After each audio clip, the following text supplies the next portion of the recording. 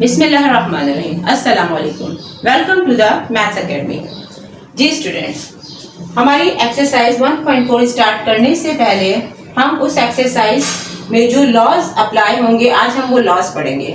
और वो लॉज कौन से हैं? Laws of exponent, laws of exponent या लॉज ऑफ पावर। आपके पास लॉज ऑफ एक्सपोनेंट और पावर आप पहले पढ़ चुके हैं कि एक्सपोनेंट किसे कहते हैं, पावर किसे कहते हैं।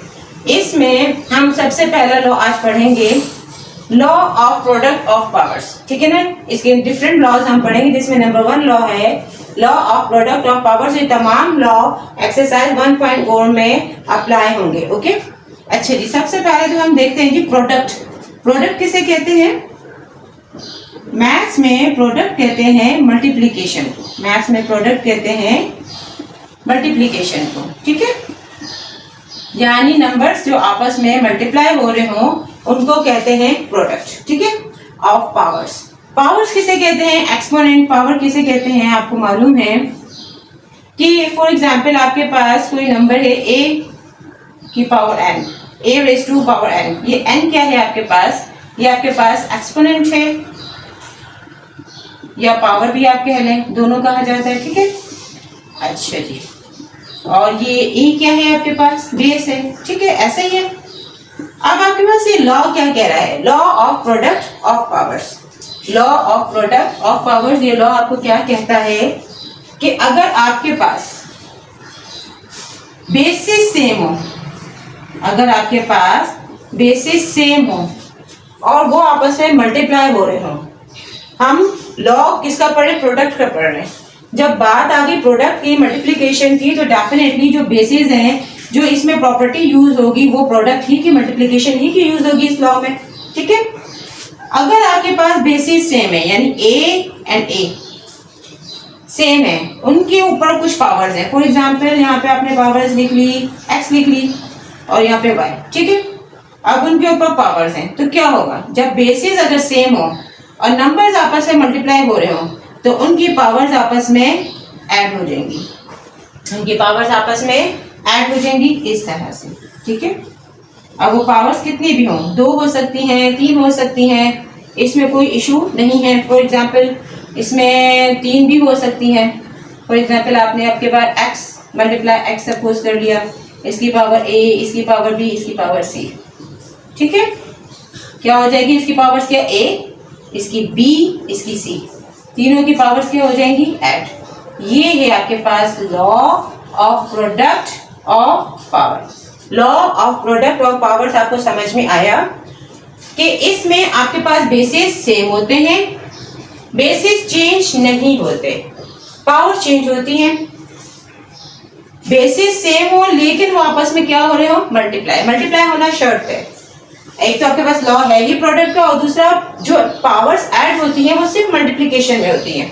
अगर फॉर एग्जांपल आपके पास ये u लिखा हुआ हो a प्लस a, ठीक है, और इसकी पावर x एंड y, ये कभी भी आपकी पावर्स इसमें ऐड नहीं होंगी, इसलिए कि ये रूल सिर्फ और सिर्फ मल्टीप्लिकेशन के लिए कि पावर्स आपकी ऐड हो जाएंगी।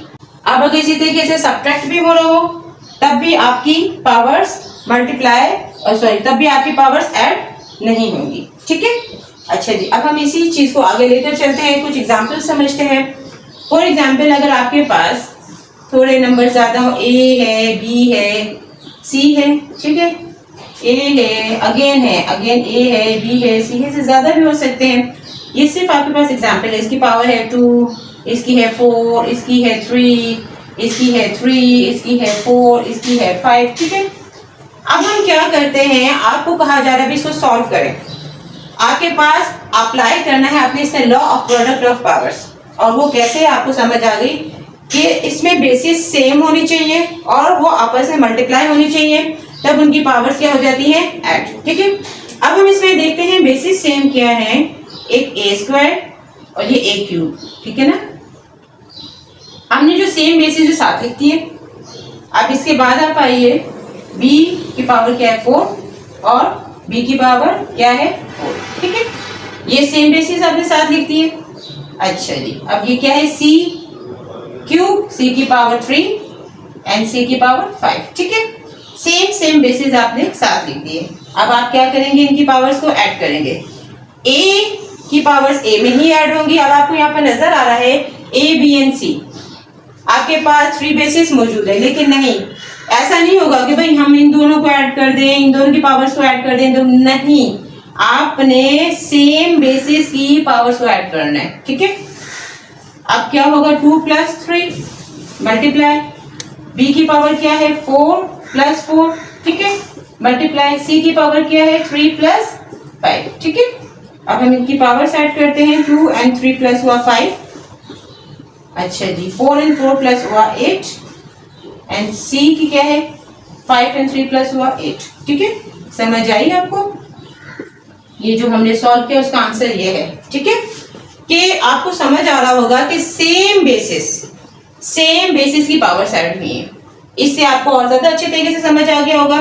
लेकिन सेकंड शर्त क्या है इसमें, कि बेसिस आपस में मल्टीप्लाई भी होनी चाहिए, जबकि उनकी पावर्स ऐड होगी, अदरवाइज नहीं होगी, ठीक है।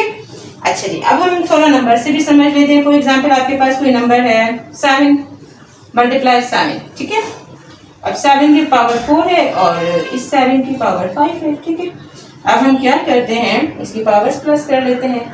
7 की पावर 5, 4 + 5 क्या आ जाएगा आंसर आपके पास, 7 की पावर क्या आ जाएगी 9, ठीक है। समझ आई बात आपको? और ये लॉ आपको बहुत अच्छे तरीके से समझ आया होगा, ठीक है। और अब हम नेक्स्ट लॉ की तरफ चलते हैं। ये आपका था law of product of powers. Next law है हमारे पास law of quotient of powers. Law of quotient of powers. अब इसमें पावर्स तो आपको समझ आ गया किसे कहते हैं। क्वोशंट क्या है? क्वोशंट है जैसे प्रोडक्ट है, मैथ्स में कहते हैं प्रोडक्ट कहते हैं मल्टीप्लिकेशन को, क्वोशंट कहते हैं डिवीजन को। क्वोशंट किसे कहते हैं? डिवीजन को, ठीक है। अच्छा जी, अब law of quotient of power आपके पास क्या है, अगर आपके पास बेसिस सेम है लेकिन वो डिवाइड हो रहे हो, आपने जो लॉ ऑफ प्रोडक्ट में पढ़ा उसमें मल्टीप्लाई हो रहे थे, अब इसमें क्या हो रहे हो, डिवाइड। क्वोशंट की मीनिंग ही डिवीजन है, ठीक है। और आपको मैंने बताया कि लॉज ऑफ एक्सपोनेंट में आप मल्टीप्लिकेशन एंड डिवीजन ही को स्टडी करेंगे, ठीक है। ये लॉज मल्टीप्लिकेशन और डिवीजन ही पर अप्लाई होते हैं, ठीक है। अच्छा जी, अगर आपके पास बेसिस सेम हो लेकिन वो क्या हो रहे हो, डिवाइड, ठीक है, उनके ऊपर पावर्स हो, फॉर एग्जाम्पल मैंने यहाँ ए एंड बी लिख दी, क्या होगा जब ये डिवाइड हो और ये डिवीजन से मल्टीप्लिकेशन की तरफ मूव कर जाए, डिवीजन से मल्टीप्लिकेशन की तरफ मूव कर जाए, यानी जो नीचे ये x की पावर b है इस वक्त डिवाइड हो रहा है, अगर हम इसे मल्टीप्लाई कर दें, अगर हम इसे मल्टीप्लाई कर दें तो क्या होगा, अगर हम इसे मल्टीप्लाई कर दें तो क्या होगा, इस वक्त इसकी पावर क्या हो रही है, प्लस। जब ये मल्टीप्लाई होगी, जब ये डिवीजन से ऊपर मल्टीप्लिकेशन में चली जाएगी, x की पावर a के बराबर में आ जाएगी, तो इसकी पावर हो जाएगी सब्ट्रैक्ट, इसकी पावर क्या हो जाएगी, सब्ट्रैक्ट, ठीक है। अब इस तरीके से आपके बेसिस हो गए सेम, इनकी पावर्स क्या हो गई आपस में, सब्ट्रैक्ट a - b, ठीक है। ये है आपके पास law of quotient of powers, ठीक है। मैं रिपीट कर देती हूँ अगेन कि क्वोशंट आपको मालूम है डिवीजन को कहते हैं, यानी इस लॉ में आपने पढ़ना है डिवीजन, ठीक है ना। डिवीजन को क्वोशंट ऑफ पावर्स आपने स्टडी करना है। डिवीजन में क्वोशंट ऑफ पावर्स में क्या है, जब डिवाइड से मल्टीप्लाई होंगे तो ये आपस में इसकी पावर्स क्या हो जाएंगी, सब्ट्रैक्ट, ठीक है। समझ आया? अब इस तरीके से हम इसे कुछ और एग्जांपल से समझते हैं। एक चीज और मैं आपको बता दूं, फॉर एग्जांपल आपके पास एक और है, अगर बेसिस आपके पास सेम है और पावर्स भी फॉर एग्जांपल इसमें सेम है आपके पास, ठीक है ना। फॉर एग्जांपल हमने यहाँ पे लिख दिया a, नीचे भी लिख दिया a, ठीक है। अब ये a जब ये डिवीजन से मल्टीप्लिकेशन में जाएगा, आपको मालूम है कि इसकी पावर्स क्या हो जाएंगी, माइनस, यानी प्लस है तो ऊपर जाके क्या हो जाएगा, माइनस है। अब आपने इसकी पावर्स क्या हो गई, -a, a में से a माइनस किया, आपके पास आंसर क्या आया, 0, ठीक है। अब जिस नंबर की भी पावर 0 हो वो किसके इक्वल होता है, 1 के, ठीक है। जिस नंबर की भी पावर 0 हो वो किसके इक्वल होता है, 1 के। फॉर एग्जाम्पल अगर आपके पास 7 की पावर भी अगर 0 है तो किसके इक्वल हो जाएगा, 1 के। जिस नंबर की भी पावर आपके पास 0 हो किसके इक्वल हो जाएगा, 1 के। ठीक है। अच्छा, जब हम आगे मूव करते हैं इसको हम नंबर से भी समझ लेते हैं। फॉर एग्जाम्पल आपके पास नंबर है 8, ठीक है, बेसिस आपके पास सेम होंगे। अच्छा, अब आपने यहाँ पे पावर है आपके पास 5 और यहाँ पे पावर है 3, ठीक है। अब ये डिवीजन से मूव कर जाएगा मल्टीप्लिकेशन में, ठीक है।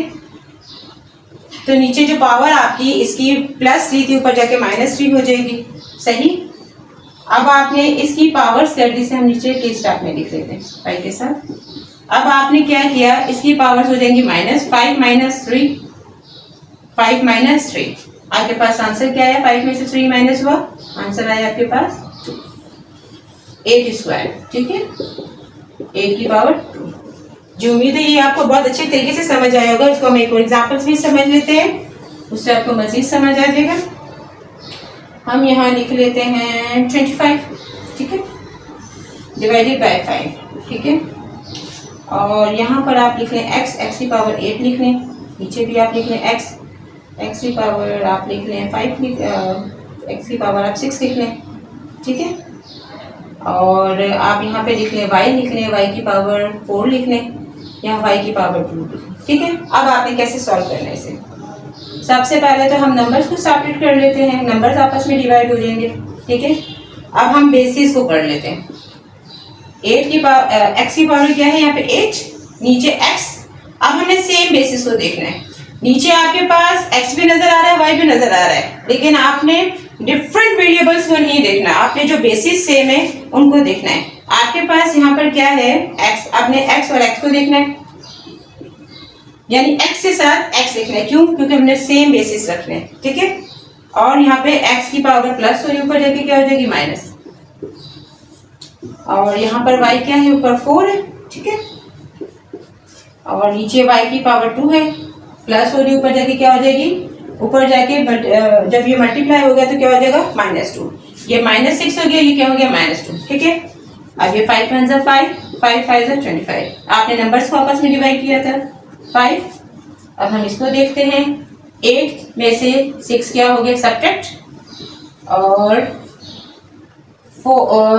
y बेस आपकी जो y है उसकी हम पावर देखते हैं 4 - 2, ठीक है। क्या आंसर है आपके पास 5, 8 - 6 2, एंड y की क्या है पावर 4 - 2 2, ठीक है। समझ आया आपको, इंशाल्लाह उम्मीद है कोई प्रॉब्लम नहीं हुई होगी। वेरी इजी, वेरी सिंपल, हमने मजीद इसको एग्जाम्पल से और अच्छे तरीके से समझ लिया। अब इसमें भी मल्टीप्लिकेशन की तरह ये है कि सेम बेसिस की पावर्स ही सब्ट्रैक्ट होंगी, सही है। अब हम अपने नेक्स्ट लॉ की तरफ मूव करते हैं जी। नेक्स्ट लॉ है हमारे पास law of power of a power. क्या है, power of a power, power पर पावर, ठीक है। अब पावर क्या है ये तो आपको समझ आ ही गया है, ठीक है ना। अब आपके पास बेस क्या है, फॉर एग्जाम्पल x, ठीक है, आपके पास बेस क्या है x, ठीक है। अब हम सपोज करते हैं इसकी पावर है a। अब आपके पास लॉ क्या है, power of a power, it means that इसका मतलब है कि अब इसके ऊपर एक और पावर भी है, ठीक है, क्योंकि हमारे पास लॉ ही यही है कि power of a power, power पर पावर, ठीक है। अब पावर पर पावर और भी पावर्स हो सकती हैं, सिर्फ ऐसा नहीं कि 2 ही पावर्स है, इससे ज्यादा भी हो सकती हैं, ठीक है। अच्छा, अब आपने इसे सॉल्व कैसे करना है, जब पावर ऑफ अ पावर हो, पावर पर पावर हो, तो वो आपस में क्या हो जाती हैं, मल्टीप्लाई, क्या हो जाती हैं, मल्टीप्लाई। a किससे मल्टीप्लाई हो जाएगा, b से, तो आपके पास आंसर क्या आ गया इसका, a b, ठीक है। इस तरीके से इससे ज्यादा पावर्स भी हो सकती है, कोई इसमें सोचने वाली बात नहीं कि पावर ऑफ अ पावर, आपके पास लॉ ही क्या, पावर ऑफ अ पावर पर पावर, इससे ज्यादा भी हो सकती है। अच्छा, अब इसकी पावर b, ठीक है ना, अब इससे ऊपर भी पावर हो सकती है, इसकी पावर c, ठीक है, उससे ज्यादा भी हो सकती है। लेकिन आपने मेथड सब में सेम ही अप्लाई करना है कि पावर पर पावर जितनी भी हो वो क्या हो जाएंगे आपस में multiply, a b and c, ये क्या हो जाएगा मल्टीप्लाई, ठीक है। तो जब मल्टीप्लाई हुआ इसका रिजल्ट क्या आया, a b एंड c, ठीक है। अब इसको हम नंबर से भी समझ लेते हैं। फॉर एग्जाम्पल आपके पास कोई नंबर है कुछ भी नंबर आपके पास है, 3 है, ठीक है, इसकी पावर है 2 और इसके ऊपर पावर है 4, ठीक है, तो ये क्या हो जाएगा 3 की पावर 2 मल्टीप्लाई 4, पावर 2 एंड 4, 3 और 4 मल्टीप्लाई हो जाएंगे, 2 4 8, ठीक है। ये तो बहुत सिंपल था आपके पास, ठीक है, सिंप्लीफाई हो गया ये सिंपल तरीके से। अब आप इसको एक और एग्जांपल समझ लेते हैं कि हम इसको मजीद एग्जांपल से एक और समझ लेते हैं, आपको और अच्छे तरीके से ये लॉ समझ आ जाएगा। अब फॉर एग्जांपल हम कुछ और नंबर ले लेते हैं, हम यहाँ पे नंबर ले लेते हैं, हम यहाँ पे ले लेते हैं 64, ठीक है। अब इसकी पावर आपने ले ली 64 की पावर आपके पास आ गई 4 आ गई, ठीक है, उसकी पावर आ गई 3 आ गई, ठीक है, अब उसकी पावर आ गई आपके पास 5 आ गई, ठीक है। अब आपने इनको मल्टीप्लाई करने से ज्यादा भी हो सकती हैं, इससे ज्यादा भी पावर्स हो सकती हैं, आप इसको मजीद एक और पावर में दे दें, ठीक है। कितनी पावर्स होगी 4 पावर्स, कोई कंफ्यूजन वाली बात नहीं है, मेथड सेम अप्लाई होगा, पावर पर पावर मल्टीप्लाई होगी, ठीक है। 4 मल्टीप्लाई 3 मल्टीप्लाई 5 मल्टीप्लाई 2, 4 3 12, 12 5 60, 62 120, ठीक है, ठीक है। वेरी सिंपल, सबसे सिंपल लॉ ही यही था, पावर पर पावर मल्टीप्लाई होगा। अब हम अपने नेक्स्ट लॉ की तरफ चलते हैं।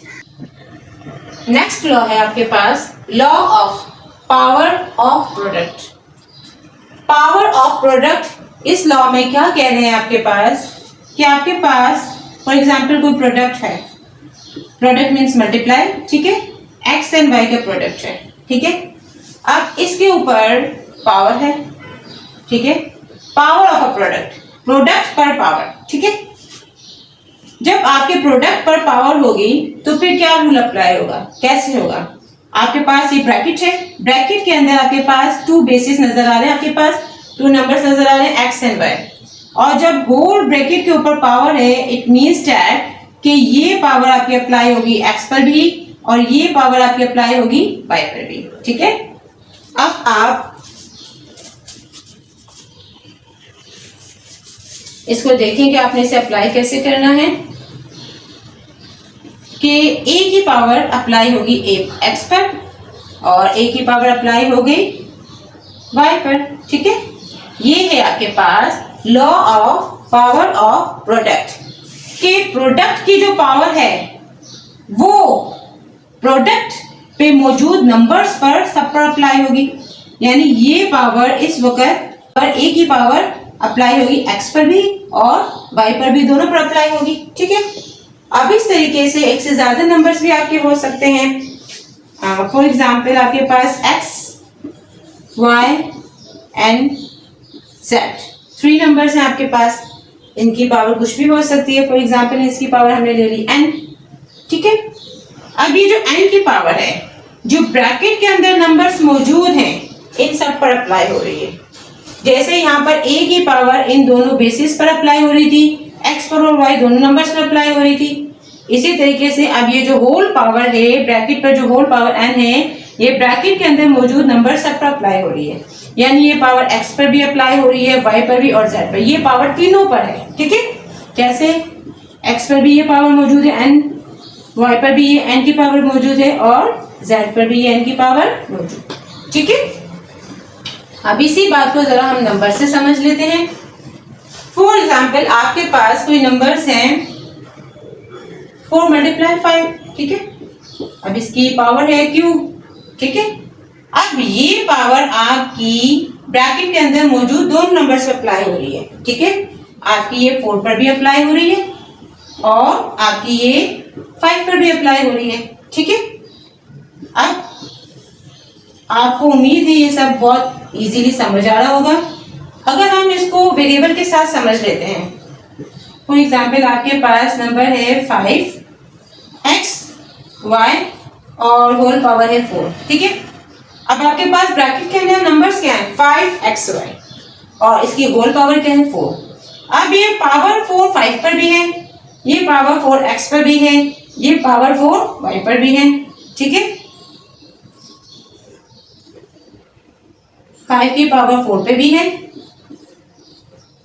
ये सॉरी 4 की पावर 4 की पावर 5 पर भी है, 4 की पावर x पर भी है और ये 4 की पावर 5 पर भी है। ठीक है, समझ आया? 4 की पावर 5 पर भी है, x पर भी है और 4 पर भी है। ठीक है, ये आपको समझ आ गया होगा कि power, law of power of a product क्या है कि प्रोडक्ट पे जो पावर है वो प्रोडक्ट के अंदर मौजूद तमाम नंबर्स पर अप्लाई होती है। ठीक है, चलिए अब हम अपने नेक्स्ट लॉ की तरफ चलते हैं।